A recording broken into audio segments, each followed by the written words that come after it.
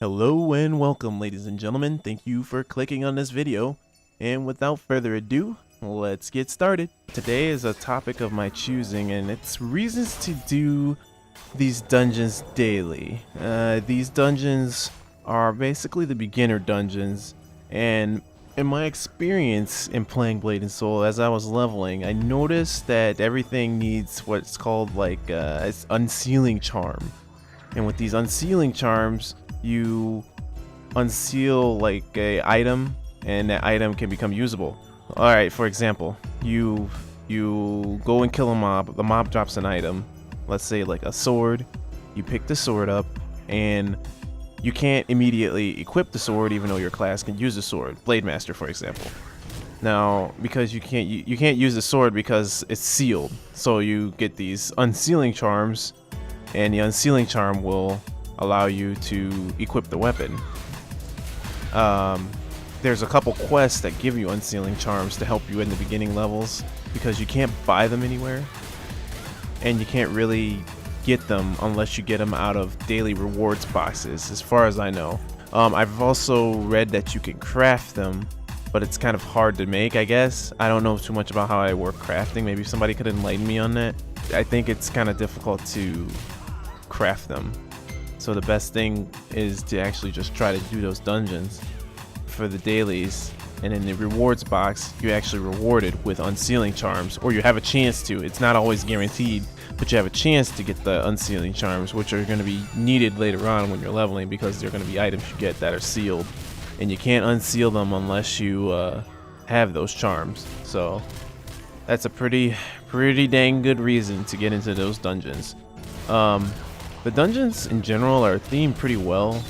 There's like even a dungeon that has like a dragon pulse in it. And a dragon pulse is basically a cinematic for your character doing a pretty cool martial artsy jump to another location. Basically, it's a cool looking teleport. The dungeon layout seems pretty standard. I haven't come across anything in the game that's really tricky for me to navigate or hard for me to understand. I've just been able to walk to the end basically and kill the boss, which is pretty standard.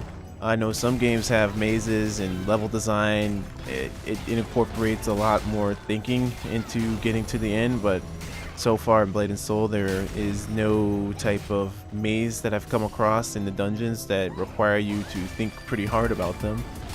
So that's a good thing. Well, at least for me, I don't like mazes, so some other people may be into mazes. But just like most MMOs today, the bosses in these dungeons have some sort of gimmick. Actually, here's a good example, is the first boss in the first epic dungeon you can do. There's tiers of dungeons, like the first dungeons you do, like Lakeside Cache. That dungeon is a green dungeon. So it's kind of like it's not really a noob dungeon, it's just a dungeon where it's not that difficult. It's kind of hard to describe the tiers of it, but you got like your green tier, your blue tier, and then your purple tier, with your green tier being the easiest, your blue tier being about mediocrely easy, it's in the middle, and then your purple tier being the hardest tier for your level. And Black Ram Narrows is where you're gonna fight your first boss with a pretty decent gimmick in it, and that's the epic tier, the third tier, or the purple tier. So the whole point of that boss is you just fight him. He has like a couple ads he starts with, and you fight him, and as you fight him he summons more ads, and you basically become overwhelmed with ads. So if you're a good MMOer, or if you've been playing MMOs for a long time, you already know to kill the ads. So I actually go and do that, and I find out that one of the ads actually drops a bomb, and you actually use this bomb to clear out the other ads.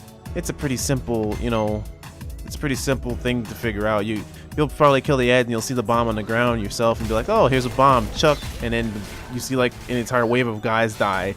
And not only do the ads die, it actually does a really big chunk of damage to the boss, which is worth it because the boss is super annoying.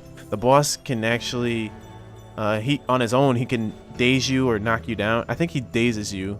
Either way, if you get dazed or knocked down, he will actually attempt to grapple you and do an arm bar on you, which sucks because it does a lot of damage if you're of level. If you're at a higher level, you're not going to feel it as much, of course, but yeah, if you're of level, yeah, it hurts pretty bad.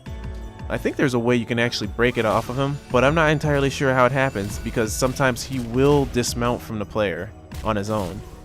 I think maybe if you do enough damage to him, he'll just dismount. But yeah, anyways, that whole gimmick is just basically kill the ad and get the bomb, chuck the bomb at the other additional ads. Yeah, and that's it. It's a pretty simple gimmick, but it's kind of something you gotta think about because of that gimmick. I mean, Blade and Soul is a fighting game, and I think a lot of people are gonna run in there like, all right, I'm gonna fight this boss one-on-one, and I'm gonna take him on, and it's like, yeah, you're gonna take him on and everything. All right, but don't forget there's a gimmick to this fight, and the gimmick isn't gonna be just getting in there and beating the snot out of the boss, because you're probably gonna lose. So there you go. It actually reminds me here of when I actually think about gimmicks and stuff. When you first do a fight for the first time, do you guys like ever sit there and think about how you're gonna approach the fight?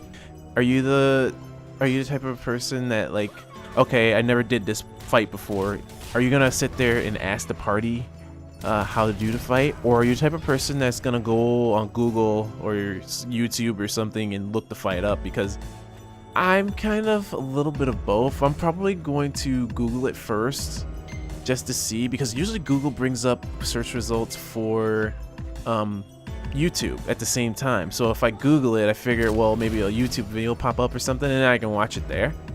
Or if nothing comes up, maybe there's an article or a guide I can read on it. And then there's just sometimes where I'm like, okay, I'm just gonna YOLO it. Forgive me for using that word. I'm just gonna YOLO it and just freaking see what happens. And actually, sometimes I'm surprised by YOLOing it that I actually come out still alive. And then there's other times where I YOLO it and I like, oh, I probably should have read the guide or said something. But you know, it's all a learning process. As long as it's not anything that's gonna like make your group super ticked off at you, I don't see it being that big of a deal. If you've never been in there before, it's always good to say first time here, so that when you mess up, you could always say, hey, I told you it was my first time. I told you, scroll up and look in that chat log, man. But yeah, that's just me though. Yeah, I think that's all I got to say today. Actually, I'm running pretty short on time. So, alright. So now you guys have an idea about reasons to do this dungeon at least once, because... oh, not this dungeon, but you know, dungeons at least once. Because if you don't do the dungeons, you don't get to see unsealing charms. The unsealing charms are super important, because if you want to get like better stuff later on, you need the unsealing charms. It's a mouthful.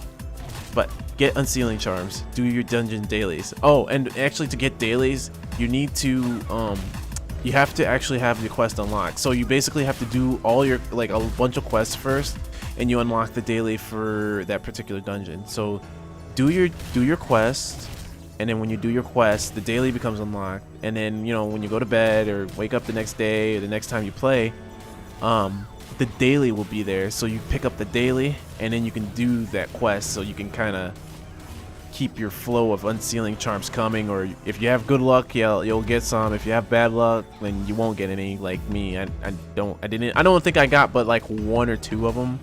But hey, that's all you got right now. I think you can buy them at a vendor, but they're really expensive for new players. So it's really not worth it if you're gonna wind up buying it from a vendor, unless they change the prices. I mean, I'm in closed beta right now, and the prices are really high for buying that. So it's almost like they discourage buying it, and they want you to go out there and do the dailies. So who knows? They might change it. I really honestly don't know. If they change it, hey, I'll probably put a video up telling you, hey, they changed it. You might want to go get it. So, or I'll get the message out there somehow. But anyways, I think that's all for today. That's all I really needed to tell you guys about, or that's all I felt like I needed to tell you guys about. I'll have more stuff I want to talk about in another episode, or another day, or another video, whatever I'm gonna call this. But anyways, I appreciate you guys clicking on this video. Thank you for watching. Play hard, play smart, Ghost out.